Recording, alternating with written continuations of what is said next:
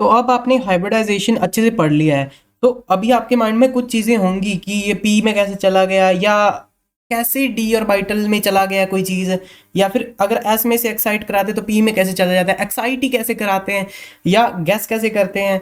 तो काफ़ी तुम्हारे माइंड में वो मिसकंसेप्शंस होंगी, मुझे पता है बहुत सारी होती हैं। मैंने जब शुरू करी थी हाइब्रिडाइजेशन को पढ़ना, मेरे माइंड में बहुत सारी मिसकंसेप्शन थी कि ये कैसे होगा, ये कैसे होगा।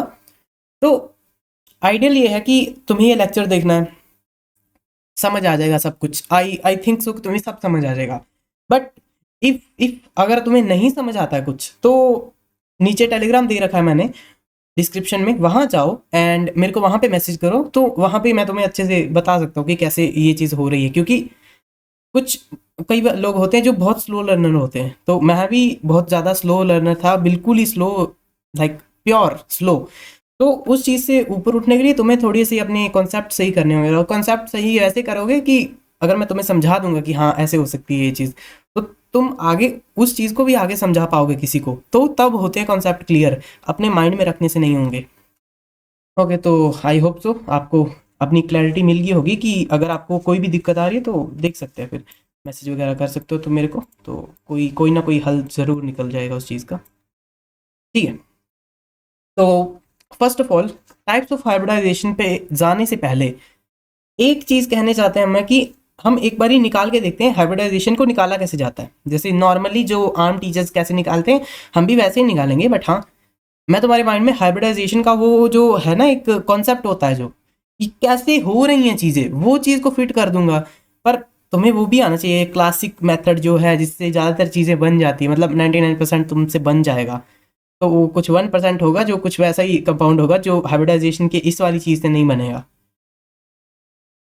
जैसे कि जैसे कि लेट सपोज मेरे पास दो सिग्मा है, दो सिग्मा है, इसका क्या मतलब हुआ, इसका क्या मतलब हुआ, इसका मतलब कि ये sp हाइब्रिडाइज्ड है। तीन सिग्मा है यानी कि ये sp2 हाइब्रिडाइज्ड है, और चार सिग्मा है यानी कि ये sp3 हाइब्रिडाइज्ड है। ठीक है, बाकी मैं आपको बताऊंगा कि अगर पांच सिग्मा होते हैं तो ये क्यों बन जाता है sp3d1, ऐसा ही क्यों बनता है। मैं ऐसा भी तो लगा सकता था, sp4 लगा सकता था। बट वही है, जब हम कंपाउंड को देखेंगे ना तो तुम्हें समझ आएगा कि ये तो पॉसिबल ही नहीं है, ये तो लिटरली रियल लाइफ में करोगे ना तो फिर भी पॉसिबल नहीं है। अभी तुम इसका कर सकते हो, माइंड में सोच सकते हो इस चीज़ को, तो पॉसिबल ही नहीं होगा। ठीक है, तो यहाँ तक पहले हम पहुँचने की कोशिश करते हैं, यहाँ तक तुम्हें अच्छे से मास्टरी कर लेंगे। उसके बाद डी वाले ऑर्बिटल कुछ नहीं है, कुछ भी नहीं है, ये लोग जस्ट ऐसे डराने के लिए हैं और कुछ नहीं है। ओके, तो फर्स्ट ऑफ ऑल आप वीडियो पॉज कर सकते हो और इनके स्ट्रक्चर्स बना सकते हो अगर तुम्हारा मन है तो। अगर नहीं नहीं बन रहे तो छोड़ो, कोई नहीं, मैं स्ट्रक्चर्स बनाता हूँ एंड तुम बस देखो इस चीज़ को।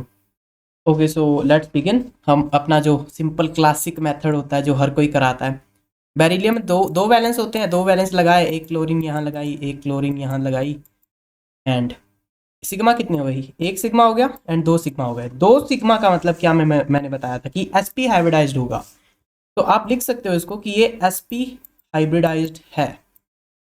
ओके, तो H2O को अगर मैं बनाना चाहूँ तो ऑक्सीजन बनेगा, और यहाँ पे एक H आ जाएगा, एक H ऐसे, और आई थिंक सो इस पे दो लोन पेयर आते हैं, हाँ दो ही आते हैं ना।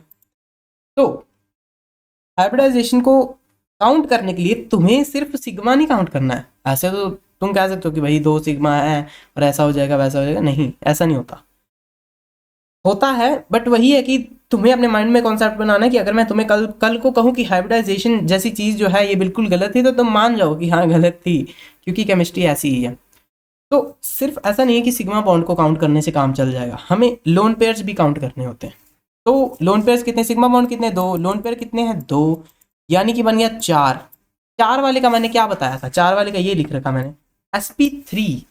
तो ये चीज sp3 हाइब्रिडाइज्ड है, यानी कि इसमें एक तो s काम कर रहा है और तीन p काम कर रहे हैं।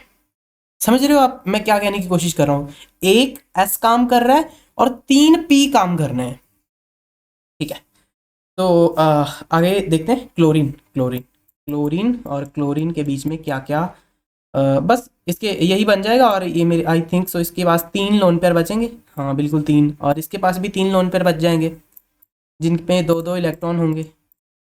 अभी मैं क्या ही ड्रॉ करूँ इस चीज़ को, इस पे तो हम मास्टरी कर चुके हैं अच्छे से। ठीक है, तो देखो अब तुम कहो कि मैं इस पूरे की हाइब्रिडाइजेशन निकालूं, ऐसा नहीं हो सकता। देखो एक सेंट्रल एटम होता है जिसकी हाइब्रिडाइजेशन निकाली जाती है, ऐसा नहीं है कि मैं इस पूरी की हाइब्रिडाइजेशन निकालूंगा, नहीं। समझो बात को, करेंगे आगे कर सकते हैं, जैसे मैं H3 की हाइब्रिडाइजेशन अलग निकाल सकता हूँ, N की अलग निकाल सकता हूँ, निकाल सकते हैं। बट हमें फिलहाल सेंट्रल एटम पर फोकस करना है। ये C रहा, ये N रहा, ये O रहा, ये N रहा, ये XeF4 रहा, ये Cl रहा, और अब Cl2 है, तो तुम एक Cl को, कोई भी Cl उठा लो एंड उससे उससे हम देख सकते हैं कि हाइब्रिडाइजेशन कैसे काम कर रही है इसकी। तो इसके पास है 3 लोन पेयर और एक बॉन्ड, तो यानी कि 4 का मतलब sp3 हाइब्रिडाइज्ड होगा, sp3 हाइब्रिडाइज्ड है ये चीज़। अब बात करते हैं XeF4 की। XeF4 यानी कि XeF4, तो Xe के पास कितने होते हैं वैलेंस? 8 होते हैं। 1 2 3 4 5 6 7 एंड 8। एंड F4, F को एक ही चाहिए होता है स्टेबल होने के लिए, तो यानी कि ये लोग इधर से F, एक किया, एक F यहाँ, एक F यहाँ, तो यानी कि इसके पास 2 लोन पेयर बचेंगे, एक यहाँ ये बच गया, एक ये बच गया। तो इसकी हाइब्रिडाइजेशन कितनी हो गई? 1 सिग्मा, 2 सिग्मा, 3 सिग्मा, 4 सिग्मा, 5वां ये वाला और 6th ये वाला, तो यानी कि ओवरऑल 6 हो गया। तो मैंने आपको वैसे नहीं बता रखा है इस चीज़ के बारे में, बट हाँ इसकी हाइब्रिडाइजेशन हो जाएगी sp3 and d2, I think so, हाँ sp3 d2 हो जाएगी। तो इसके बारे में मैंने अभी आपको बताया नहीं, तो इसके बारे में ज़्यादा सोचो मत, बट हाँ ठीक है, तो इतना तो कर लिया। आई डोंट नो, समहाउ ये क्वेश्चन आ गए यहाँ पे। नेक्स्ट देखते हैं CH4 तो भाई क्या ही आसान था, यहाँ पे HH लग जाते हैं। तो इसके पास बॉन्ड कितने हैं? 4 हैं, तो यानी कि ये बन जाएगा sp3 हाइब्रिडाइज्ड। ठीक है, और NH3, हाँ NH3 कर लेते हैं। N के पास कितने वैलेंस थे? 5 होते हैं, तो 3 तो ये ले जाएगा, तो मतलब एक लोन पेयर बचेगा और 3 बॉन्ड हो जाएंगे उसके, तो 4 हो गया। इसका मतलब कि sp3 हाइब्रिडाइज्ड होगा NH3 भी। ठीक है, तो अब बच गया एक H2O, तो H2O को भी बना देते हैं फटाफट से। ऑक्सीजन होगा इसका, एक हाइड्रोजन के साथ होगा, एक और हाइड्रोजन के साथ होगा। 8 इसके पूरे हो चुके हैं वैलेंस, अब इसको कुछ नहीं चाहिए, हाइड्रोजन भी पूरा हो चुका है। तो ऑक्सीजन का अगर तुम चेक करो तो 1 2 3 एंड 4, यानी कि ये sp3 हाइब्रिडाइज्ड है। ठीक है, ये हो गया तुक्के वाली चीज़ें। तुक्के वाली कैसी? मतलब जैसे, मतलब छोटे छोटे बैचेज में करा दिया जाता है कि यहाँ ऐसे हो गई हाइब्रिडाइजेशन, ऐसे हो गई, जैसे छोटा छोटा थोड़ा थोड़ा समझा दिया जाता है। बट हाँ, वहाँ पे क्या कराया जाता है, वहाँ पे पूरी पहले हाइब्रिडाइजेशन की थ्योरी पढ़ा दी जाती है एंड उसके बाद ये कह दिया जाता है कि बेटा ये आसान है, ये आसान तरीका है, आप इस तुक्के से कर सकते हैं। अरे हाँ कर तो सकते हैं, पर मुझे समझाओ तो सही कैसे कर सकते हैं।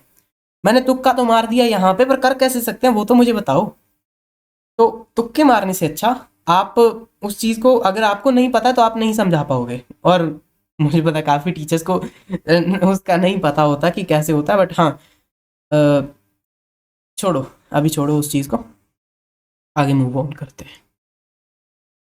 ठीक है, तो अब हम क्या करने वाले हैं, हाइब्रिडाइजेशन को हम मॉलिक्यूल से समझेंगे कि कैसे होती है, कैसे क्या होता है, ताकि तुम आगे किसी को समझाना चाहो तो तुम आसानी से समझा पाओ। And let me give you a quick reminder कि हम लोग दूसरी सिंपली नहीं फॉलो कर रहे हैं, जैसे बुक को फॉलो करते हैं वैसे हम बुक से नहीं कर रहे हैं। लाइक जैसे एक टॉपिक आया उसके नीचे दूसरा, उसके नीचे तीसरा, ऐसे नहीं है। मैंने अपनी मर्जी से टॉपिक्स को डिसाइड कर रखा है कि कौन सा टॉपिक कब करेंगे, क्योंकि कुछ टॉपिक्स हैं जो बहुत पहले आ जाते हैं, उनका काम बहुत बाद में आता है। मैं तुम्हें काम बहुत पहले करवा देता हूँ और बाद में रिलेट करवाता हूँ कि अरे तुझे याद है हमने वो करा था, ये वही चीज़ है। तो आप समझ पा रहे होंगे कि मैं क्या किस तरीके से पढ़ाने की कोशिश कर रहा हूँ। तो आई होप सो आपको अंडरस्टैंडेबल हो जाएगी ये चीज़ को। ठीक है, एक मॉलिक्यूल है जिसका नाम है BeCl2। BeCl2, बस तुम इधर कर्सर को देखो, नीचे मत देखो कुछ भी। ठीक है, तो BeCl2 ऐसा होता है, इसका स्ट्रक्चर तुमने बना लिया ऐसे। पहले ही मैं तुम्हें बता दूं, हाइब्रिडाइजेशन एक हाइपोथेटिकल कॉन्सेप्ट है, पहले ही बता दें। उसके बाद हाइब्रिडाइजेशन, तुम ऐसा नहीं है कि तुम पहले हाइब्रिडाइजेशन करोगे और उसके बाद तुम स्ट्रक्चर बनाओगे, नहीं ऐसा नहीं हो सकता। तुम पहले स्ट्रक्चर बनाओगे, उस हिसाब से तुम हाइब्रिडाइजेशन को कराओगे कि हाइब्रिडाइजेशन भी सेटिस्फाई हो जाए और तुम्हारे स्ट्रक्चर का वो स्ट्रक्चर जो बना हुआ था वो वैसा मेंटेन भी रहे। ठीक है, तो आई होप सो आप समझ पा रहे होंगे मैं क्या कहने की आपको कोशिश कर रहा हूँ। अभी इस BeCl2 से लाइक तुम्हें ऐसे क्लैरिटी आ जाएगी, प्योर क्लैरिटी जो होता है ना कि कैसे हो रही हैं सब चीज़ें। तो फर्स्ट ऑफ ऑल हम Bl की बात करते हैं, Be की बात, Be।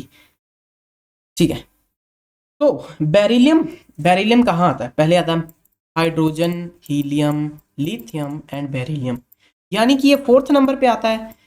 यानी कि अगर तुम वैलेंस इलेक्ट्रॉन इसके चेक करो तो वो 2 होते हैं, क्योंकि ये सेकंड ग्रुप में पाया जाता है। ठीक है, सेकंड ग्रुप में इसको ढूंढ सकते हो तुम कहीं भी, तुम्हें मिल जाएगा, पहले नंबर पे होता है। ठीक है, हमें इतना तो पता चल गया। यानी कि बी के पास 2 कुछ वैसे इलेक्ट्रॉन्स होंगे जिनसे वो बॉन्डिंग करा सकता है अपनी। ठीक है, तो मैं ना आपको एक अलग पेज पे शो कराना चाहूँगा इस चीज़ को, बिकॉज थोड़ा सा वहाँ पे काफ़ी चीज़ें लिखी हुई हैं तो इससे डर जाओगे तुम नहीं तो इसके वैलेंस इलेक्ट्रॉन अगर तुम चेक करो, वैलेंस इलेक्ट्रॉन्स कितने हैं? 2 हैं, 2 2 2 2, छोड़ो यार ये 2 लिखो यहाँ पे। एंड अगर आप इसकी कॉन्फ़िगरेशन लिखने की कोशिश करते हो, कॉन्फ़िगरेशन कैसे लिख सकते हैं आप? 1s2 एंड 2s2, बिल्कुल सही है। ठीक है, अब मैं थोड़ा सा एनालाइज करूँ इस चीज़ को। ये रहे इसके वैलेंस इलेक्ट्रॉन, यानी कि मैं इस चीज़ को तो पहले ही गायब कर देता हूँ यहाँ से 1s2 को, ये इसका कोई काम नहीं है मुझे। ठीक है, तो 2s2 का मुझे पूरा काम है। ठीक है, मैं पहले या दूसरे एलिमेंट पे तुम्हें काफ़ी स्टडी कराऊंगा, बट हाँ आगे तुम्हें सब समझ आ जाएगा, तुम खुद ढूंढ लोगे चीज़ों को, मुझे बताने की ज़रूरत नहीं पड़ेगी। ठीक है, तो इसके वैलेंस इलेक्ट्रॉन का शैली यही रहा।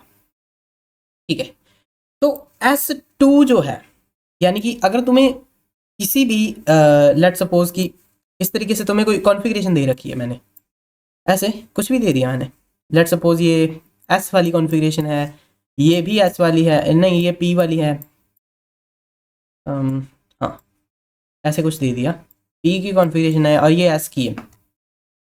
आप यहाँ देखो, मेरी बात सुनो, ये विजुअली एक ऊपर इलेक्ट्रॉन का स्पिन और एक इलेक्ट्रॉन का स्पिन नीचे तब आता है जब ये लोन पेयर हो। इसका मतलब किसी भी कॉन्फ़िगरेशन में हम उसके लोन पेयर्स देख सकते हैं कि उसके लोन पेयर्स कितने हो सकते हैं, कितने बन सकते हैं फॉर मैनी कंपाउंड्स। लाइक तुम इस चीज़ को एक तरह से समझ सकते हो कि हाँ तुम इसी ऐसे ही समझ सकते हो इसको, क्योंकि इसका कोई और तरीका, मुझे कोई अच्छा तरीका नहीं मिला इसको समझने का, यही तरीका मुझे मिला बहुत अच्छा, जाता जिससे मैं तुम्हें अच्छे से समझा पाऊँ। एंड ये मिला नहीं, मैंने जस्ट इसको ढूंढा डंडी करी और मेरे को मिल ही गया कहीं ना कहीं से। ठीक है, तो आप यहाँ पे देखो, अगर इसके अंदर 2 डबल है, डबल इलेक्ट्रॉन्स है, यानी कि उस वाले एलिमेंट के ऊपर एक लोन पेयर होगा। मैं इसको देख के ऐसे गैस मार सकता हूँ, बस ये जस्ट एक गैस है। छोड़ो, ये ना तरीका ही अच्छा नहीं है। आई थिंक सो कि इस तरीके से ना मैं तुम्हें तब समझा पाऊंगा जब तुम्हें डी और बाइटल्स का मैं काफ़ी कुछ बता दूंगा, तब तुम इस चीज़ से ना कंफर्टेबल हो जाओगे। हाँ अभी नहीं है तो ऐसे समझो जस्ट, इसकी वैलेंस कॉन्फ़िगरेशन क्या थी? 1s2 एंड 2s2, यानी कि 2s2 इसकी वो कॉन्फ़िगरेशन है जिस जो इलेक्ट्रॉन्स पेयर हो सकते हैं, और s को अगर तुम विजुअली रिप्रेजेंट करो तो वो इस तरीके से होती है। इसका मतलब कि ऐसे इधर पी और बाइटल खाली तो हैं, पर वो खाली पड़े हैं ना, उसमें तो कोई है नहीं। डी भी हम इमेजिन कर सकते हैं, पर डी भी खाली पड़े हैं। तो हमें अगर इसको लिखना है तो विजुअली रिप्रेजेंट करने वैलेंस इलेक्ट्रॉन को तो ऐसे कर सकते हैं। तो यहाँ पे तो इसे देख के लग रहा है कि ये तो लोन पेयर है। ठीक है, ये लोन पेयर है, पर अगर तुम बीई को बनाओ, बीई क्या लिखा था मैंने? Cl2 लिखा हुआ था ना, हाँ Cl2। तो जब तुम इसको Cl से करते हो तब क्या तुम्हें यहाँ पे एक लोन पेयर मिलता है? यहाँ पे नहीं मिलता, नहीं मिलता। इसका मतलब ये वाली जो ऊपर लिख रखा है इसको हमें एक्साइट कराना पड़ेगा। ये ही है मतलब मोस्ट बेसिक थिंग। इस तरीके से तुम पूरी इस हाइब्रिडाइजेशन की चीज़ को समझ सकते हो, क्योंकि और भी काफ़ी चीज़ें हैं, मतलब फिर वो हो जाएगा ना कि डीप हो जाएगा थोड़ा, और फिर तुम कहोगे कि समझ नहीं आ रहा। तो मुझे चाहिए कि तुम्हें अच्छे से समझ आए हर चीज़ को। सो मेरा कहने का पॉइंट ये है कि हम अब इस चीज़ को एक्साइट कराएंगे और ये पी ऑर्बिटल में भागेगा इसका एक इलेक्ट्रॉन। यानी कि पहले एक यहाँ पे था, अब ये वाला जो है ना इसको मैं यहाँ पे भगा दूंगा, यानी कि अभी यहाँ आ जाएगा तो सिंगल सिंगल हो गए, यानी कि पेयरेबल इलेक्ट्रॉन्स। अब तुम्हें दिख रहा है ये लोग इनको तुम इनके साथ तुम एक और इलेक्ट्रॉन यहाँ पे पेयर कर सकते हो। ये चीज़ को समझ पा रहे हो? इसके साथ भी एक और पेयर कर सकते हो। और वो पेयर कौन से वाला होगा? कौन से वाला होगा वो पेयर? वो होगा सीएल वाला, समझे? सीएल का एक पेयर हो जाएगा ना इसके साथ, ऐसे एक ऐसे, तभी तो बनेंगे। और अगर मैं यहाँ पे लाइक डायरेक्टली यहाँ पे डबल बॉन्ड लिखा होता तो मैं किससे पेयर करता? यानी कि फिर तो बी जो बेरिलियम है वो तो पेयर ही नहीं होगा किसी से, और हमने स्ट्रक्चर में देखा कि पेयर हो रहा है। तो यहाँ पे तो लॉ फ्लो हो रहा था ना, कि लॉज खराब हो रहे थे हमारे। तो इस कारण से एक्साइटेड स्टेट करी, इसको कहते हैं हम ग्राउंड स्टेट। ग्राउंड स्टेट कहा जाता है इसको, एंड इसी को कहते हैं एक्साइटेड स्टेट। इस पे काफ़ी आगे पढ़ेंगे हम, बट हाँ फिलहाल के लिए जो तुम्हें चाहिए था मैंने तुम्हें अच्छे से बताया है। अभी जैसे जैसे जैसे इस एक एक मॉलिक्यूल को पढ़ेंगे तो धीरे धीरे तुम्हें सब समझ आ जाएगा, इसमें कोई ऐसे दिक्कत वाली बात नहीं है, ठीक है? तो मुझे इतना तो समझ आ गया। और बात है एक सीएल की। सीएल का होता है नंबर 17, यानी कि 1s2 2s2 2p6 3s2 and 3p5। I think यही होता है 17, 6 7 8 9 10 11 12 14 15 16, हाँ यही होता है। तो इसके वैलेंस इलेक्ट्रॉन तो ये वाले हैं, ये रहा इसके वैलेंस इलेक्ट्रॉन, ठीक है? तो मैं अभी तुम्हें सिखा रहा हूँ कि तुम चीज़ों को, अगर तुम्हें किसी भी मॉलिक्यूल को एक्साइट कराना है तो किन कंडीशंस में तुम उसे एक्साइट करा सकते हो, किन कंडीशंस में तुम उसको यहाँ से यहाँ जंप करा सकते हो। ऐसे तो नहीं करा सकते, ऐसे करोगे तो फिर तो पूरा कॉन्फ़िगरेशन खराब हो जाएगा। तो आप यहाँ देखो, यहाँ लिखा है 3s2o, सो सॉरी 3s2 ऐसे थोड़ी ना लिखना था मुझे, मुझे तो इसको ऐसे लिखना था, एक स्पिन ऊपर एक स्पिन नीचे। एंड पी को आप ऐसे लिख सकते हो 3 4 और एक 5, ठीक है? तो यानी कि ये क्लोरीन शो कर रहा है कि मेरे पास 3 लोन पेयर्स हैं। ये कह रहा है मेरे पास 3 लोन पेयर हैं, 3 लोन पेयर। पर क्या तुम्हें यहाँ पे कितने लोन पेयर शो हो रहे हैं? आप हम देख लेते, पहले देख ही लेते कितने लोन पेयर हो रहे हैं शो। अगर तुम सीएल को बनाओगे तो यहाँ पे एक्चुअल में 3 लोन पेयर बनते हैं, 3 ही बनते हैं। और जब जब इसके पास 8 ऑक्टेट होता है ना, जब इसके पास एक ऑक्टेट पूरा है इसका, तब इसके पास 3 लोन पेयर हैं। हम इस वाले एलिमेंट के हिसाब से बात कर रहे हैं। अभी तुम कोई और बीई की जगह तुम कार्बन उठा लाओगे तो उस पर तो नहीं होगा, उस पर कम हो जाएगा ना। आप समझो इस बात को। यहाँ पे भी 3 लोन पेयर होंगे इसके, देखो 1 2 3 4 5 6, एक यहाँ पे 7 वाला और एक शेयरिंग वाला 8। समझ गए आप? तो ये कह रहा है मेरे पास 3 लोन पेयर होंगे, और इसकी कॉन्फ़िगरेशन भी कह रही है कि इसके पास 3 लोन पेयर होंगे। तो मतलब कि एक्साइट कराने की ज़रूरत ही नहीं है, अब एक्साइटेशन की ज़रूरत है ही नहीं इसको, ठीक है? आप इतना समझ गए आप? अभी आप पीछे आते हैं यहाँ पे। तो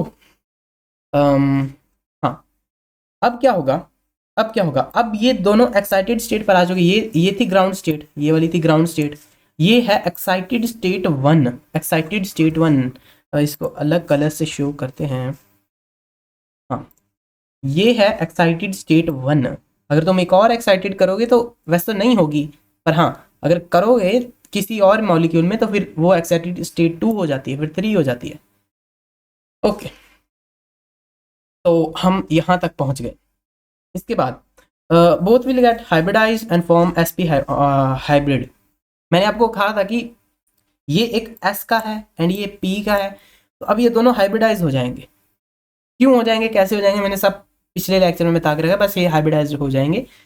एंड इसके बाद ये एक sp हाइब्रिड बनाएंगे जिसमें s कैरेक्टर भी होगा और p कैरेक्टर भी होगा, यानी कि इसमें आधा हिस्सा p का होगा, आधा हिस्सा p का होगा, आधा हिस्सा s का होगा, समझे? आधा हिस्सा यहाँ पे भी s का होगा और यहाँ पे भी p का होगा। समझ पा रहे हो मैं क्या कहने की तुम्हें कोशिश कर रहा हूँ? बट हाँ, अगर नहीं समझ आ रहा तो पूरा लेक्चर देखो, एंडिंग तक कुछ चीज़ें तो समझ आएंगी, फिर दोबारा देखना, और फिर भी ना आए तो फिर मेरे को बताना, पढ़ा देंगे दोबारा से। अब हम चेक कर लेते क्लोरीन का। क्लोरीन का जब मैंने चेक करा तो क्लोरीन ने कहा मेरे पास तो 3 लोन पेयर थे। जब मैंने यहाँ पे स्ट्रक्चर देखा तो मुझे पता चला इसके पास सच में 3 लोन पेयर हैं। तो मुझे इतनी तो चीज़ पता चल गई कि क्लोरीन को तो एक्साइट कराने की ज़रूरत ही नहीं है फिर मुझे। इसका एक खाली पड़ा है, ये वाला एक खाली पड़ा है, तो इसका मतलब मुझे पीजेड को भरना है। पीजेड को कैसे भरना है, कैसे भर सकता हूँ? मैंने कहा कि मेरे पास ये दो लोब्स जनरेट हुई है ना, दो लोब्स जनरेट हुई हैं मेरे पास बेरिलियम की। हाँ, बेरिलियम की दो लोब्स जनरेट हुई हैं, और सीएल एक सीएल की मैं एक पीजेड वाला, मेरे को पीजेड भरना है ना, पीजेड खाली पड़ा है, तो इसका मतलब मुझे एक पीजेड की लोब लगेगी, ये वाला डंबल शेप्ड वाला, और बाइटल लगेगा और फिल हो जाएगा पीजेड। ठीक है, तो क्लोरीन कितने थे? क्लोरीन तो दो थे, तो यानी कि फिर मैंने ये दो लिए ना, ये मैंने दो ले लिए फिर। ओके, तो अल्टीमेटली मेरे पास ये सामान आ गया सारा, इसको इस सब को जोड़ के मैं स्ट्रक्चर बना सकता हूँ, और बाइटल वाला स्ट्रक्चर जो एक्चुअल में होता है। ठीक है, पता नहीं एक्चुअल में भी होता है कि नहीं होता है, वो तो भगवान जाने, हमें नहीं पता। ठीक है, तो हम अंत तक पहुंच गए यहाँ पे। तो अगर तुम इसका स्ट्रक्चर बनाओगे, स्ट्रक्चर इसका बनाओगे, तो इसको थोड़ा सा कॉपी वॉपी कर सकते हैं क्या? हाँ, आई थिंक कर सकते हैं। ठीक है, इसका स्ट्रक्चर बनाएंगे तो कैसे बनेगा?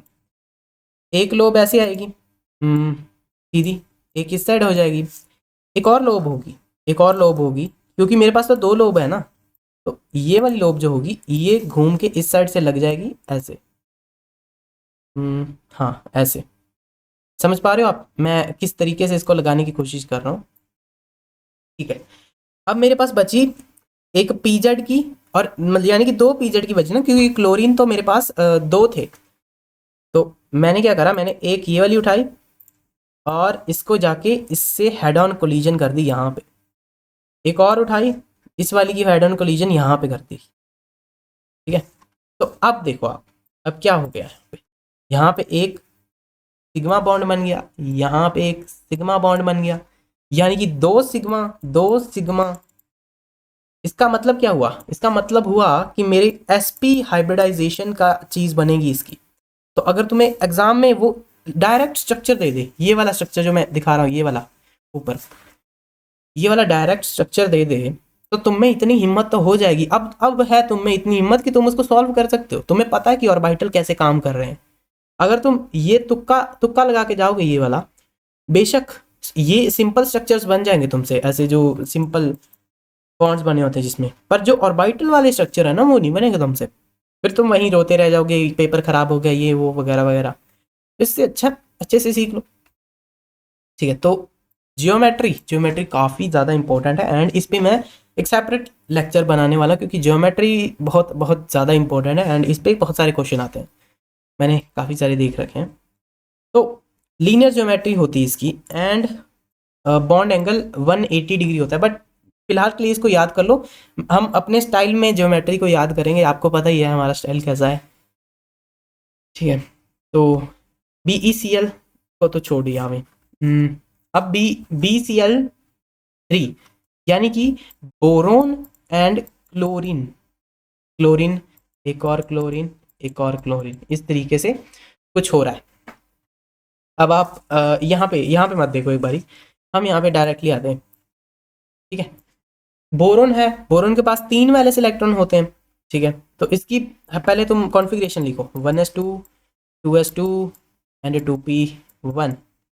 ठीक है, तो ये है पी ब्लॉक का, सॉरी, ये है पी ब्लॉक का एलिमेंट। तो आपको याद होगा कि पी ब्लॉक के एलिमेंट्स में किस तरीके से काम करती थी चीज़ें। पी ब्लॉक में हम लास्ट 2 के जो इलेक्ट्रॉन्स होते थे ना, हम उनको प्लस करते थे, यानी कि इसके 3 वैलेंस इलेक्ट्रॉन्स हो जाएंगे। ठीक है, तो पहले तो मैं स्ट्रक्चर बनाऊंगा, सब कुछ बाद में करेंगे, पहले स्ट्रक्चर बनाऊंगा मैं, यानी कि 3 वैलेंस है इसके पास, तो और BeCl3 भी लिख रखा है, तो यानी कि एक Cl यहाँ लग गया, एक Cl यहाँ लग गया, और एक Cl यहाँ लग गया। ठीक है, तो अब मुझे पता है कि इसमें सारे के सारे जो भी इलेक्ट्रॉन्स है ना बेरिलियम के, तो सॉरी अबाउट दैट, बेरिलियम नहीं, बोरोन, बोरोन के जितने भी इलेक्ट्रॉन्स है वो सभी अनपेयर्ड है, क्योंकि अगर पेयर्ड होते तो यहाँ पे तुम्हें एक लोन पेयर दिखता। समझे अनपेयर्ड और पेयर्ड के बीच में अंतर, ये ऐसे ऐसे समझो इस चीज को।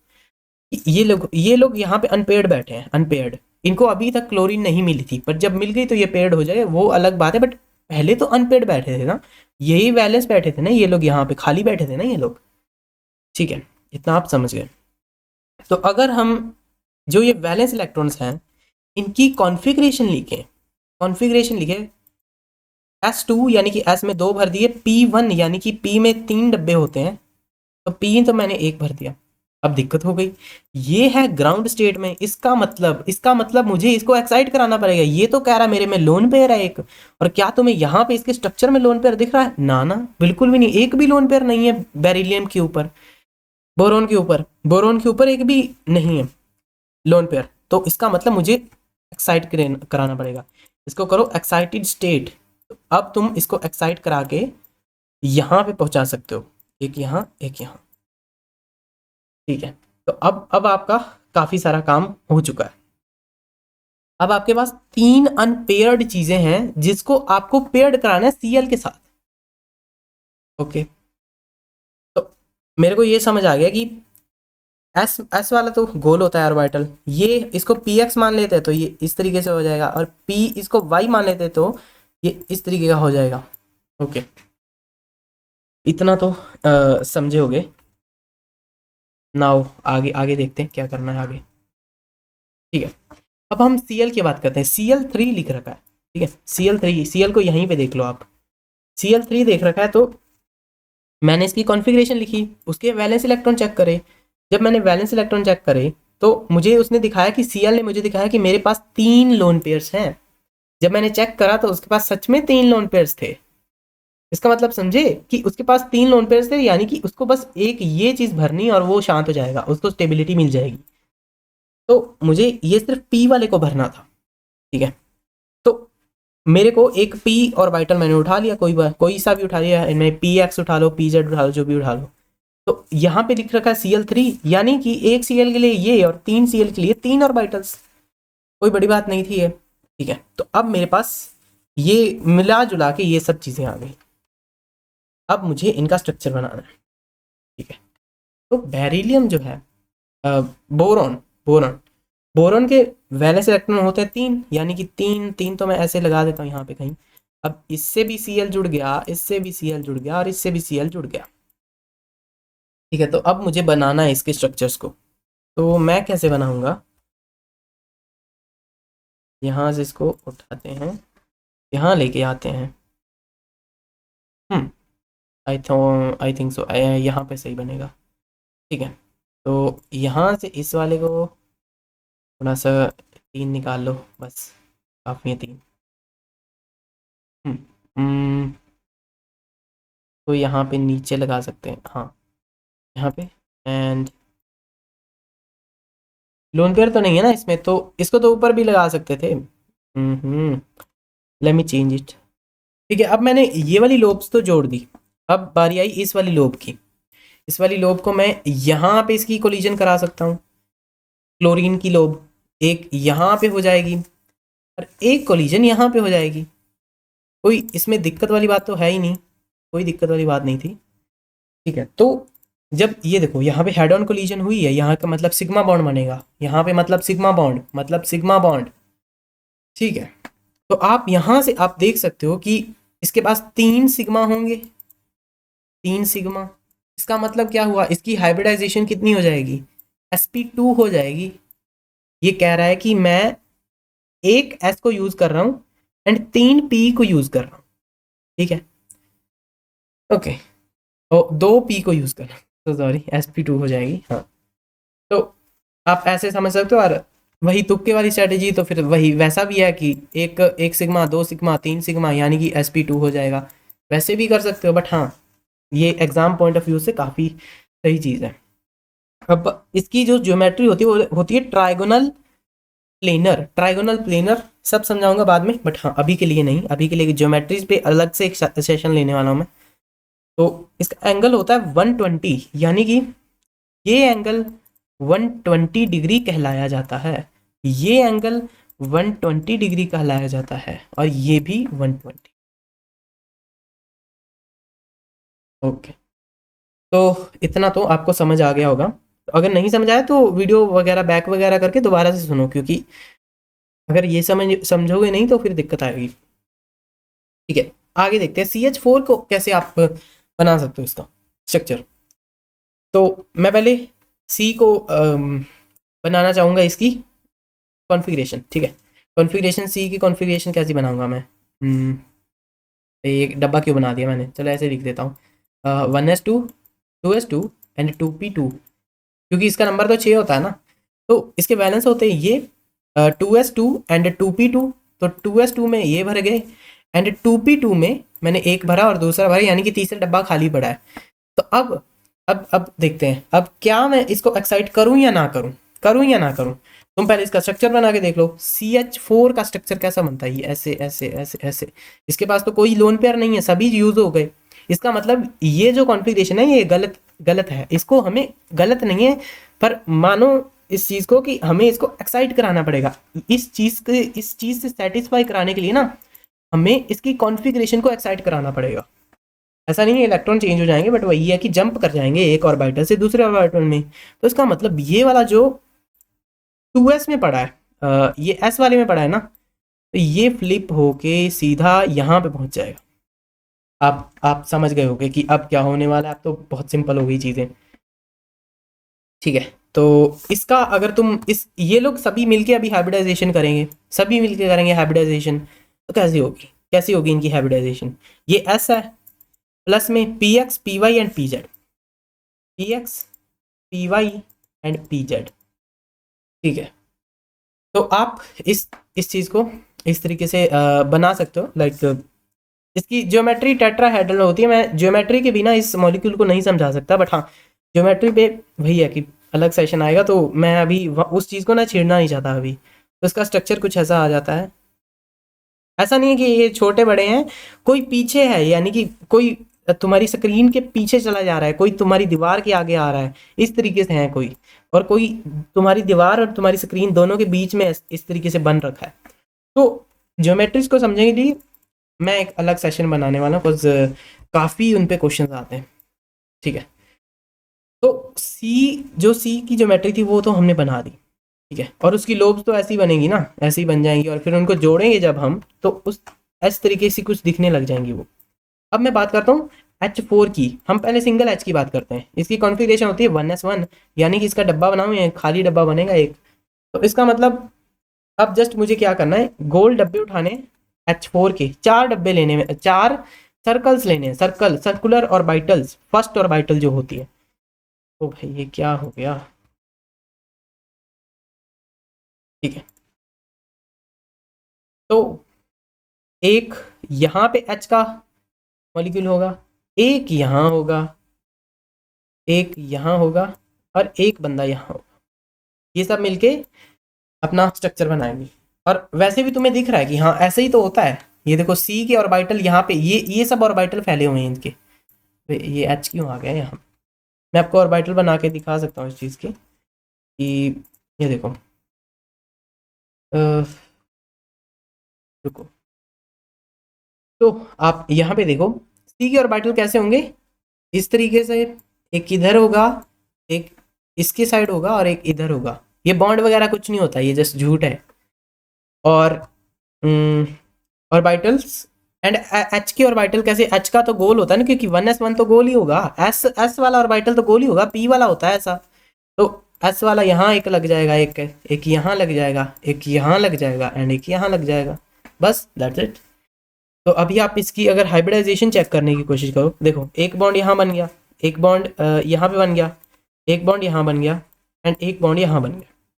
इतना तो समझ रहे होगे। एंड वो चीज़ को याद रखना कि इसके पास भी एक अनपेयर्ड इलेक्ट्रॉन है, अनपेयर्ड मिलके दोनों ने पेयर कर लिया। इसके पास भी अनपेयर्ड था, इसके पास भी अनपेयर्ड था, इसके पास भी, जो एच के मैंने सारे लगाए इन सभी के पास एक अनपेयर्ड था, तो ये सब पेयर हो गए, ठीक है। तो इतनी ही ऐसा मत कहना कि आपने पेयर नहीं लगाए। मैं अज्यूम कर रहा हूँ कि तुम्हें इतना तो थोड़ा पिछले लेक्चर से याद होगा,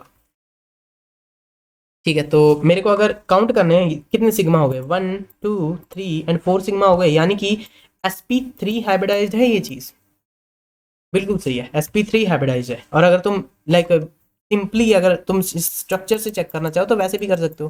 कितने हैं, 1 2 3 4, यानी कि sp3 हाइब्रिडाइज्ड है ये चीज़ भी, ओके। अब देखते हैं NH3। NH3 को भी बिल्कुल ही वैसे करना है। पहले N की कॉन्फ़िगरेशन लिखी। अब मैंने N को देखा वो कौन से वाले ब्लॉक में है, वो P ब्लॉक में पाया जाता है, यानी कि उसके लास्ट के दो से मैं पंगे ले सकता हूँ। लास्ट के दो वालों से इससे पंगे ले सकता हूँ, इनको उखाड़ सकता हूँ, किधर भी फेंक सकता हूँ उखाड़ के। पर इन सब चीज़ों को करने से पहले मैं NH3 का स्ट्रक्चर बनाना चाहूँगा। NH3 का N के पास वैलेंस होते हैं 5, यानी कि 1 2 3 4 5। आज H3 है, यानी कि 3 H यहाँ लग जाएंगे, एक लोन पेयर बच जाएगा। ठीक है, अब मैं इसकी इसकी कॉन्फ़िगरेशन बनाता हूँ लास्ट वाले की। ये कह रहा है 2s2 यानी कि एक लोन पेयर है मेरे पास, और मेरे पास 3 बॉन्ड्स हैं। ये कहने की कोशिश कर रहा है मेरे पास एक तो लोन पेयर है और मेरे पास 3 बॉन्ड्स हैं। और जब मैंने स्ट्रक्चर देखा तो मुझे क्या दिख रहा है, इसके पास एक तो लोन पेयर है और इसके पास 3 बॉन्ड्स हैं। दिख रहे हैं आपको? तो इसका मतलब मुझे इसको एक्साइट कराने की तो ज़रूरत ही नहीं है। मेरा तो ऐसे ही काम बन गया, बिना एक्साइट कराए मेरा तो काम हो गया। तो आप समझ पा रहे हो वो चीज़ जो मैं आपको समझाना चाह रहा हूँ, कि सब चीज़ हो गई ना अब अब तो सिंपली इस चीज़ को एक्साइट कराना है। एक्साइट नहीं, इसको बस प्लस कराना है। किनको कराना है? जो अनपेड है, जो अनपेड बैठे हैं।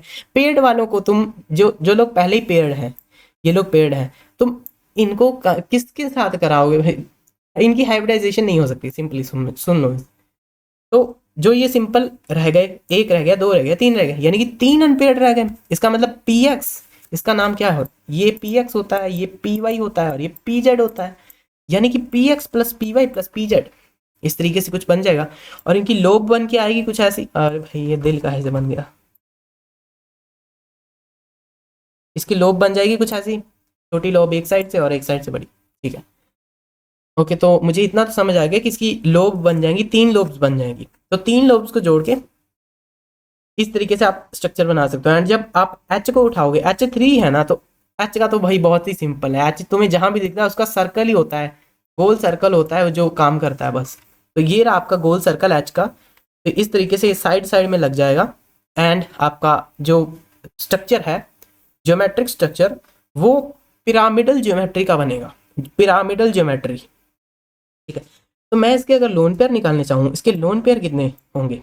लोन पेयर नहीं, इसके हाइब्रिडाइजेशन कितनी होगी? 1 1 2 एंड 3 में, यानी कि 3 तो इसके पास सिग्मा बॉन्ड है और एक लोन पेयर है, यानी कि 4। 4 के लिए मैंने तुम्हें क्या कहा था? sp3 होता है। 4 के लिए sp3 होता है, यानी कि p के 3 कंपोनेंट्स काम कर रहे हैं और s का एक कंपोनेंट काम कर रहा है। ठीक है, तो अभी आपको काफ़ी सारी चीज़ें क्लियर हो जाएंगी।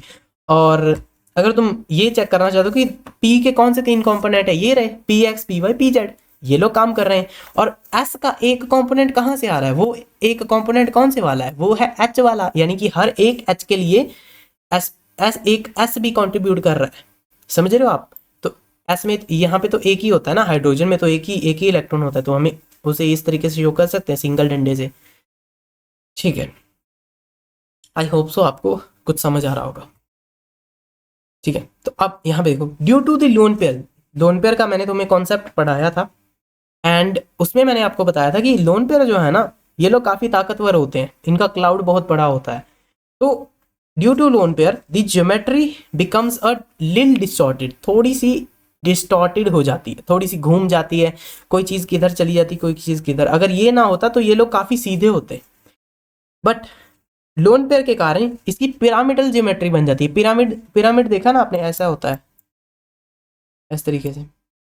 इसकी ज्योमेट्री ऐसे होती है, एक यहाँ पे होता है, एक यहाँ आगे की तरफ होता है, एक यहाँ होता है, और एक इसके सिर के ऊपर एक लोन पेयर लटक रहा होता है।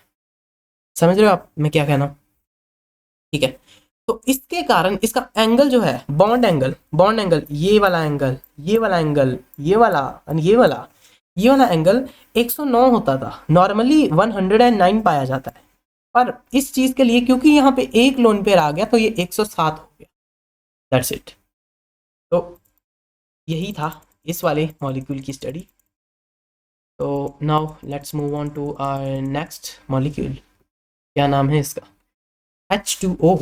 H2O। ठीक है, तो काफ़ी रैपिड सेशन चल रहा है। मैं चाहता हूँ कि अगर तुम्हें नहीं समझ आ रहा तो एक बार पूरा देखो इस चीज़ को, उसके बाद दोबारा से देखो। मैं भी ऐसे ही देखता था, जब मैं देखता था लेक्चर्स वगैरह, मैं ऐसे ही देखता था। मैं तो एक लेक्चर को 3 4 4 बार भी देख रखा है, एक एक घंटे वालों को। ठीक है। H2O। अरे ये तो बहुत आसान है यार, इसे इसे मैं चाहूंगा कि तुम खुद बनाओ, वैसे ही इस तरीके से दिखेगा, बट हाँ तुम बनाने की कोशिश करोगे ना। लोन पर हम ऐसे ही सीधे ही लटका देते हैं कि ये ऐसा है ये ऐसा है, बट हाँ लाइक जब उसको एक्सपेरिमेंटली देखा गया तो एक लोन पर यहाँ था और एक यहाँ नीचे की तरफ था। ठीक है, और ये चीज जरूर याद रखो कि पहले स्ट्रक्चर देखो उसके बाद गैस करो कि इलेक्ट्रॉन को एक्साइट कराना है या नहीं। ठीक है, तो ऑक्सीजन में यहाँ पे देख लो, इसने कहा कि मेरे पास एक लोन पेयर नहीं, मेरे पास दो लोन पेयर है, मेरे पास दो लोन पेयर है। जब मैंने स्ट्रक्चर में देखा तो इसके पास सच में दो लोन पेयर थे, इसका मतलब मुझे एक्साइट कराने की कोई जरूरत नहीं है इस चीज को। ओके, तो इतना तो हो गया। Now let's move on. हाँ, तो C6H6, C6H6, ये इसके ऊपर भी वही सेम चीज अप्लाई होगी, बट हाँ वही है कि तुम कहोगे कि मैं पूरे कंपाउंड की हाइब्रिडाइजेशन नहीं फाइंड कर लूँ, नहीं हो पाएगा। सी की करनी है, बट सी भी तो दो हैं, या तो इसकी कर लो या तुम इसकी कर लो, दोनों का आंसर तो सेम ही आने वाला, बट या इसकी करो या इसकी कर लो। ऐसा नहीं कह सकते कि 1 2 3 4 5 6 एंड 7, तो इसकी हाइब्रिडाइजेशन हो जाएगी sp3 एंड D2, D3 हो जाएगी। ऐसा नहीं हो सकता, ऐसा नहीं हो सकता, वो फिर तो छोटे बच्चों का काम होता है, गधों का काम होता है वो तो कहना। हाँ हम गधे नहीं है ना, तो हम ऐसे ही कहेंगे। ठीक है, या इसकी फाइंड कर लो हाइब्रिडाइजेशन, या इसकी, इसकी ओवरऑल हाइब्रिडाइजेशन नाम की कोई चीज़ नहीं होती इसकी। तो मैं समझो कि ओवरऑल हाइब्रिडाइजेशन बता दूंगा, इस पूरे ओवरऑल मॉलिक्यूल की क्या है, नहीं एक एक छोटे छोटे एटम की बता सकते हो आप, बट हाँ सीधा नहीं बता सकते। तो कैसे कैसे होगा ये, आप कार्बन उठाओ, कार्बन के वैलेंस निकालो, वैलेंस ये रहे, एंड उसके बाद देखो कि क्या इसको एक्साइट कराना पड़ेगा, क्या इसके पास लोन पेयर है। मैंने स्ट्रक्चर देखा तो स्ट्रक्चर में कोई लोन पेयर नहीं था, पर इसकी कॉन्फ़िगरेशन में ये कह रहा है मेरे पास एक लोन पेयर था। मैंने कहा भाग जाए यहाँ से, मैंने एक इस वाले इलेक्ट्रॉन को, ये वाला जो पड़ा था, इस वाले को एक्साइट करा के यहाँ पे पहुंचा दिया। ठीक है, इस वाले को, ये जो यहाँ पे पड़ा है, इसको एक्साइट करा के ये जो छोटे छोटे बिंदु लगा रखे हैं ना, यानी कि यहाँ पे पहुंचा दिया इसको, तो ये नाउ बन गया इस तरीके से। अब पहले ये था ग्राउंड स्टेट में, ग्राउंड स्टेट में, अब ये आ गया एक्साइटेड स्टेट में, एक्साइटेड स्टेट में, बिल्कुल सही। ठीक है, तो अब आप यहाँ पे कुछ चीज़ों को देख सकते हो कि इसमें एक तो S का इलेक्ट्रॉन है एंड 3 P के इलेक्ट्रॉन है, इसका मतलब sp3 हो जाएगा। तो अब आप समझ रहे हो कि तुम डायरेक्टली ऐसे इस चीज़ों को डायरेक्टली देख के भी निकाल सकते हो।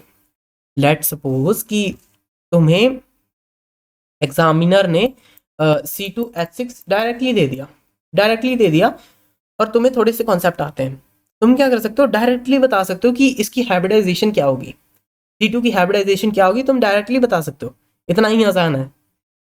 ठीक है, तो आई होप सो आपको थोड़ा थोड़ा समझ आएगा, बट धीरे धीरे आएगा ये चीज़ें, इतनी आसानी से तो नहीं आने वाली, बट हाँ इस चीज़ को अच्छे से करोगे तो आएगी, क्योंकि ये वाला कॉन्सेप्ट हाइब्रिडाइजेशन का ओवरऑल केमिस्ट्री में काम करता है, ओवरऑल।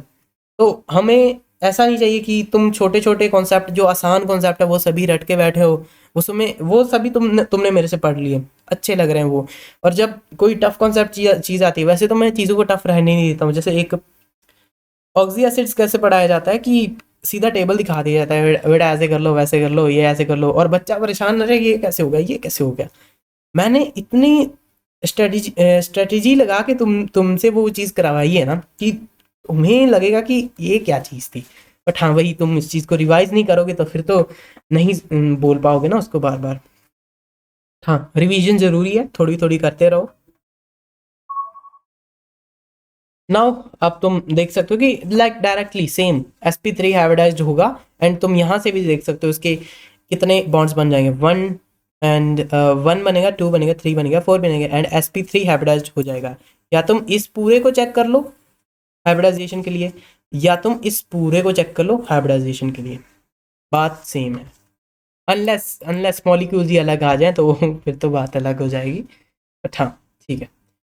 अब एक और बात आती है कि सीसी की बॉन्ड लेंथ जो है, मैं थोड़ा सा समझाता हूं तुम्हें क्यों है। लेट सपोज ये देखो ना, यहाँ पे ये कार्बन और कार्बन को देखो, कार्बन और कार्बन, इनकी बॉन्ड लेंथ जो थी ना वो 157 पाइकोमीटर्स थी, 154 पाइकोमीटर्स। पाइकोमीटर्स यानी कि एक मीटर का भी बहुत छोटा पार्ट होता है पाइकोमीटर्स। तो कार्बन और कार्बन के बीच में जो बॉन्ड था वो थोड़ा बड़ा था, एंड जो कार्बन एंड हाइड्रोजन के बीच में बॉन्ड था वो 109 पाइकोमीटर का था। ये था 154 पाइकोमीटर का, एंड कार्बन एंड हाइड्रोजन का बॉन्ड था 109 पाइकोमीटर। ये क्यों था मैं तुम्हें डायरेक्टली तुम समझ सकते हो, अगर तुमने मेरे पुराने लेक्चर देख रहे हैं तुम्हें पता होगा। पहले तुम देखो कि कार्बन और कार्बन में से भूखा कौन है, दोनों भूखे हैं, पर कार्बन और हाइड्रोजन में से ज्यादा भूखा कौन है, कार्बन है। तो इसका मतलब कार्बन हाइड्रोजन को अपनी तरफ ज्यादा एनर्जी से खींच रहा होगा। तो तुम इसी से डायरेक्टली समझ सकते हो, डायरेक्टली समझ गए तुम कि कार्बन कार्बन में से कौन एक दूसरे को खींचेगा ज्यादा, कोई भी नहीं खींचेगा। तो उनका नॉर्मल बॉन्ड ही बनेगा, जैसा बनना चाहिए था वैसा ही बनेगा। पर कार्बन और हाइड्रोजन का बॉन्ड छोटा इस कारण से हो गया क्योंकि कार्बन की खींचने की टेंडेंसी ज्यादा है ना, उसकी जो इलेक्ट्रोनेगेटिविटी वो ज्यादा है उस चीज से, हाइड्रोजन से। हाइड्रोजन तो बेचारा छोटा बच्चा है, इसको कोई भी खींच लेता है, इसके पास एक ही इलेक्ट्रॉन है, वो भी वैलेंस शेल में पड़ा है। तो जो इसका एक न्यूक्लियस है ये बड़ा, और यहाँ पे इसका वैलेंस शेल है, बेचारे के पास एक ही इलेक्ट्रॉन है, कोई भी आता है भाग के ले जाता है इससे इलेक्ट्रॉन।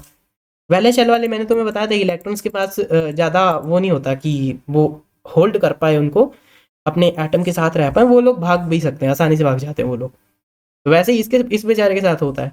तो इस कारण से कार्बन इसको ज़्यादा जोर जोर से खींचेगा तो बॉन्ड छोटा ही होगा ना, बॉन्ड तो छोटा हो जाएगा इसका। और कार्बन कार्बन का बॉन्ड किसी कारणवश से इतना ही रहेगा क्योंकि इसका इतना ही बनना था, इस कारण से। अभी आप समझ पा रहे होगे कि मैं क्या कहने की आपको कोशिश कर रहा हूँ। तो ये था, एंड इस चीज़ को थोड़ा याद भी रख सकते हो आप, बट हाँ धीरे धीरे सब याद हो जाएगा, कोई ऐसे टेंशन वाली बात नहीं है। अब आगे देखते हैं। C2H6 हो गया, तो हाँ ये रह गया C2H4। इसके लिए मैं क्या कर रहा हूँ कि DIY लिखते हैं, यानी कि डू इट योर सेल्फ, घर पे कर लेना, होमवर्क है कर लेना, कोई दिक्कत नहीं है, घर पे ही हो गया आई होप सो। चल ठीक है। Bond angle is equal to 107.6 degree. जो कार्बन और हाइड्रोजन के बीच में बॉन्ड होगा ना, कार्बन हाइड्रोजन CH2 का बॉन्ड जो होगा उसका जो बॉन्ड एंगल होगा वो 117 होगा, 117.6। पर जो अपना C2H का बॉन्ड होगा उसका बॉन्ड एंगल 121 डिग्री होगा। बट हाँ जब तुम इसका स्ट्रक्चर बनाओगे ना तब सब समझ आ जाएगा कि मैं कैसे क्या चीज़ कहने की कोशिश कर रहा हूँ। तो आप स्ट्रक्चर बनाओ इस चीज़ का, चाहे अभी बना लो वीडियो पॉज करके, चाहे वीडियो देख के, अगर नहीं समझ आया तो बाद में दोबारा बना सकते हो। ठीक है, अब बात आती है डी ऑर्बिटल्स की। डी ऑर्बिटल्स बिल्कुल सेम है, बिल्कुल पी ऑर्बिटल के जैसे ही हैं कि यहाँ से एक्साइट कराई, यहाँ से एक्साइट करा के यहाँ फेंक दिया, कोई इसमें बड़ी बात नहीं थी, वो सिंपल वैसा ही है। कोई वैसा नहीं तुम्हें कि फाइंड करना कि कैसे होगा, ये कैसे होगा, ये कैसे होगा, सिंपल, बिल्कुल सिंपल, बिल्कुल पी वाले जैसा, एस वाले जैसा, वैसे ही डी है। बस देखने में हमें पढ़ा देते हैं, जैसे मैंने पहले बताया था कि इसमें इसके पास डीजेनरेट ऑर्बिटल्स होती हैं, इस कारण से यहाँ से इलेक्ट्रॉन यहाँ जंप कर जाता है। अभी समझ रहे हो, वो चीज़ें रिलेट हो रही होंगी तुम्हें थोड़ी थोड़ी। तो ठीक है, इसके बारे में देखते हैं, बस 2-4 एग्जाम्पल से तुम्हें सब समझ आ जाएगा। PCl 5 लेते हैं हम। ठीक है, तो PCl5 लेते हैं। आम आम कैसे पढ़ाया जाता है कि आप फोस्फोरस उठाओ, फोस्फोरस के पास कितने वैलेंस होते हैं, कहते हैं 5 होते हैं, 5 5, और ये यहाँ कहते हैं Cl यहाँ लगाओ, एक Cl यहाँ, एक Cl यहाँ, एक Cl यहाँ, हो गया आपका काम। इसके पास सिग्मा कितने हैं, कहते हैं बच्चे कहते हैं 5 है सर।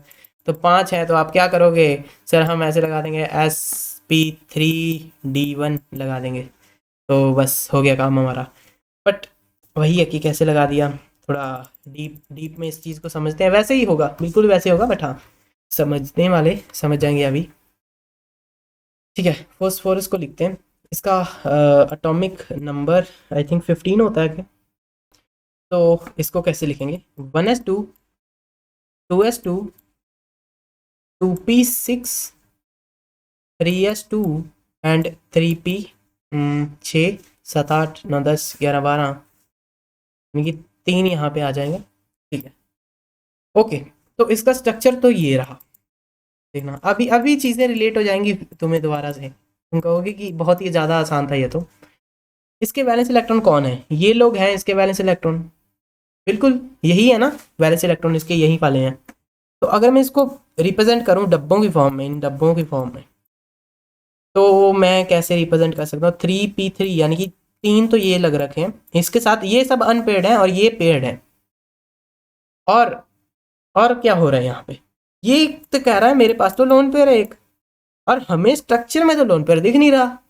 स्ट्रक्चर में मेरे लोन पेयर कहाँ है? मेरे स्ट्रक्चर में तो लोन पेयर ही नहीं है। इसका मतलब ये झोल करने की कोशिश कर रहा है मेरे साथ।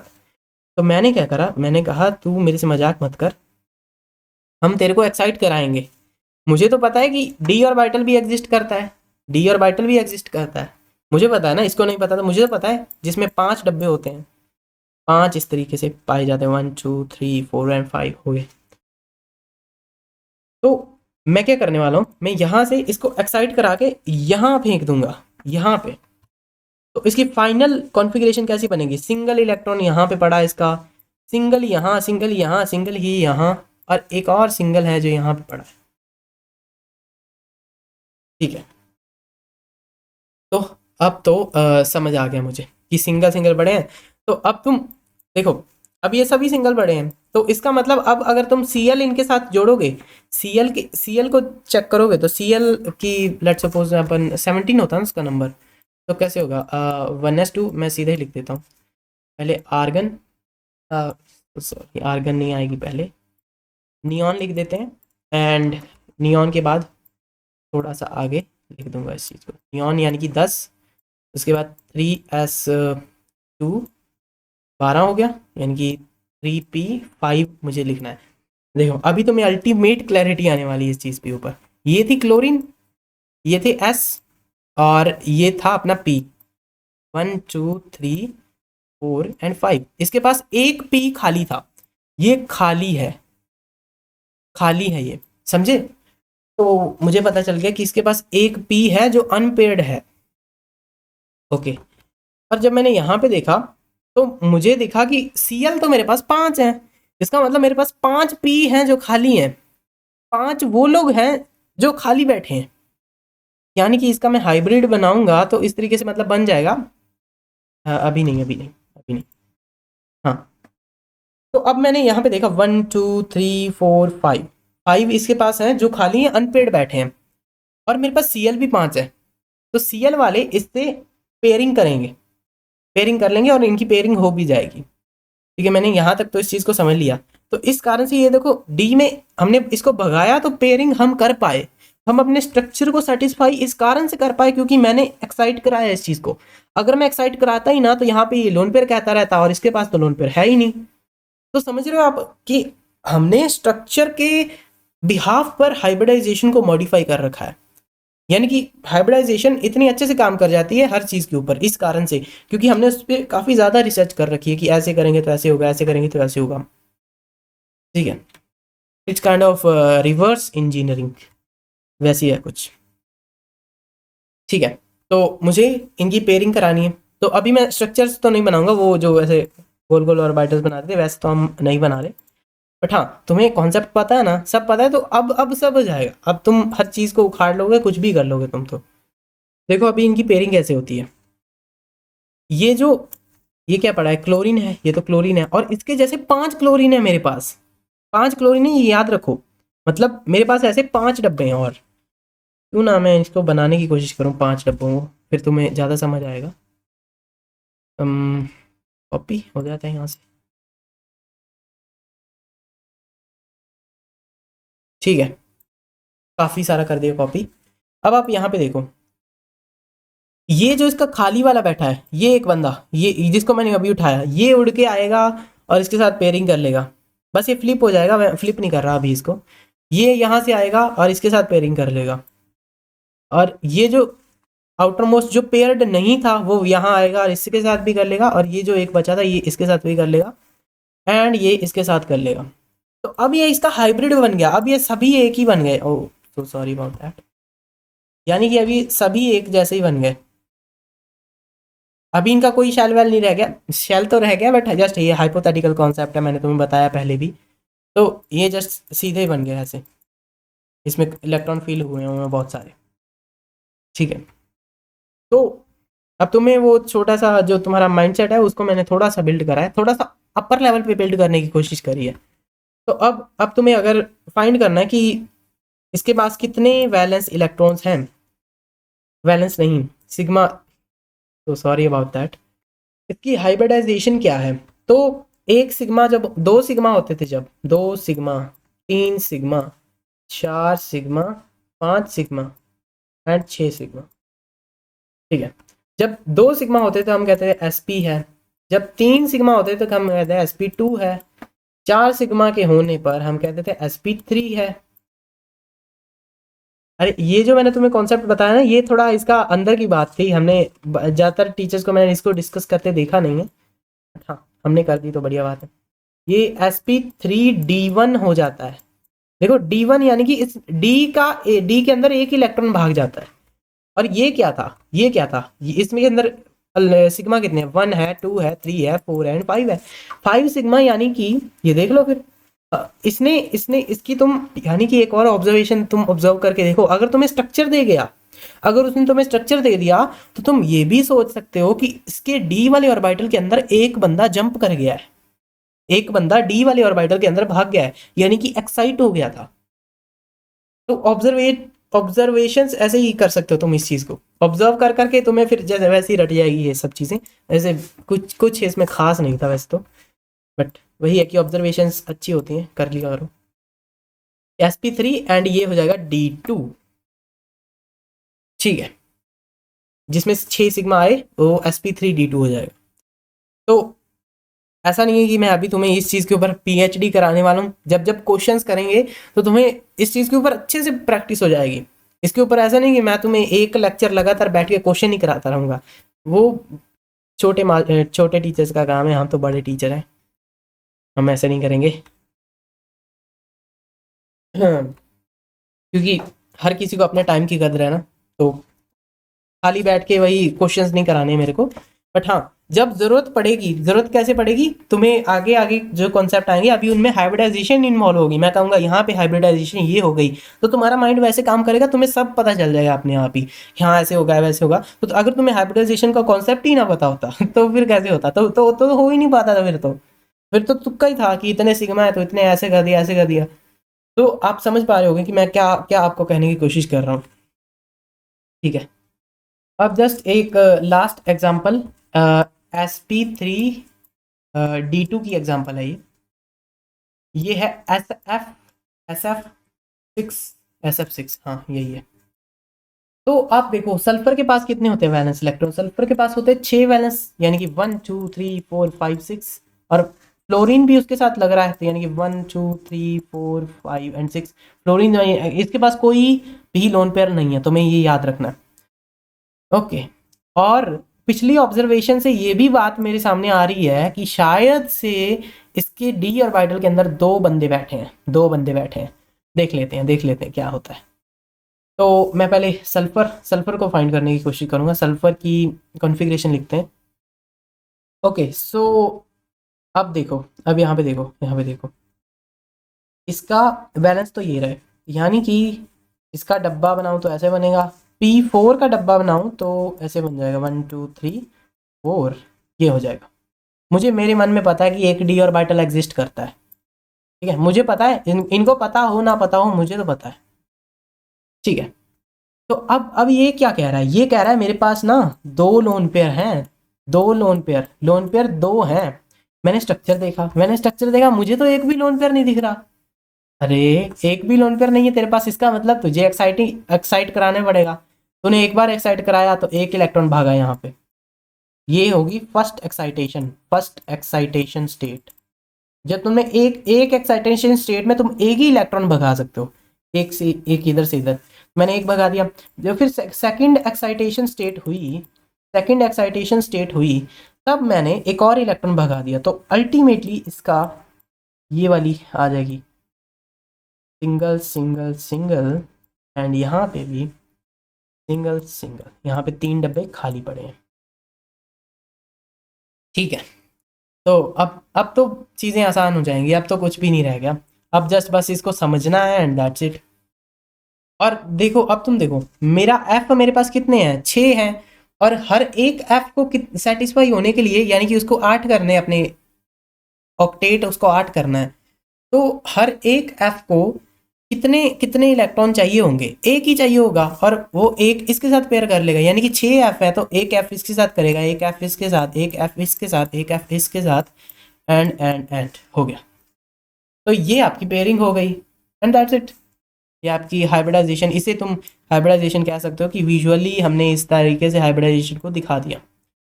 और अगर तुम इसकी हाइब्रिडाइजेशन ढूंढना चाहो कितनी कितनी होगी, यानी कि इसके कितनी हाइब्रिडाइजेशन होगी, तो तुम सिग्मा गिन सकते हो, 1 2 3 4 5 एंड 6, 6 सिग्मा है, यानी कि पी में तो मैक्सिमम 3 आ सकता है, एस में मैक्सिमम 1 आ सकता है, तो sp3 एंड d2 इसकी हो गई हाइब्रिडाइजेशन। ठीक है, तो आई थिंक आज के लिए हो चुका है ये सब चीज़ें। तो अब इसके बाद हम हाइब्रिडाइजेशन का काफ़ी सारी चीज़ें यूज़ में आने वाली हैं, तो वहीं पे प्रैक्टिस हो जाएगी तुम्हारी, अच्छी वाली हो जाएगी। तो इस पे ऐसा कोई एक और नया लेक्चर लेने की ज़रूरत नहीं है मेरे को, बट हाँ, अगर तुम्हें ज़्यादा हाइब्रिडाइजेशन करना ही है तो तुम पुराने लेक्चर्स को उठा सकते हो। पुराने लेक्चर्स भी क्या, तुम अपनी केमिस्ट्री की बुक उठाओ, वहाँ पे कोई भी कंपाउंड्स के नेम लिखे होंगे, NH4 जो भी लिखा हो, AlCl2, ऐसे बहुत सारे होते हैं, तुम उठाओ उनकी हाइब्रिडाइजेशन ढूंढो एंड इंटरनेट पे जाओ एंड उस कंपाउंड की डालो कि इसकी हाइब्रिडाइजेशन क्या है, तुम्हें पता चल जाएगा अगर तुम्हारा सही हुआ आंसर तो। बाकी ठीक है, एंड कुछ एक्सेप्शंस भी हैं हाइब्रिडाइजेशन की, मैंने आपको नहीं बताया पहले। तो इसकी एक्सेप्शन है PH3 SH3 tellurium H3 tellurium H3, and उसके बाद आर्सेनिक H3 एंड बिस्मुथ। ठीक है, ये है।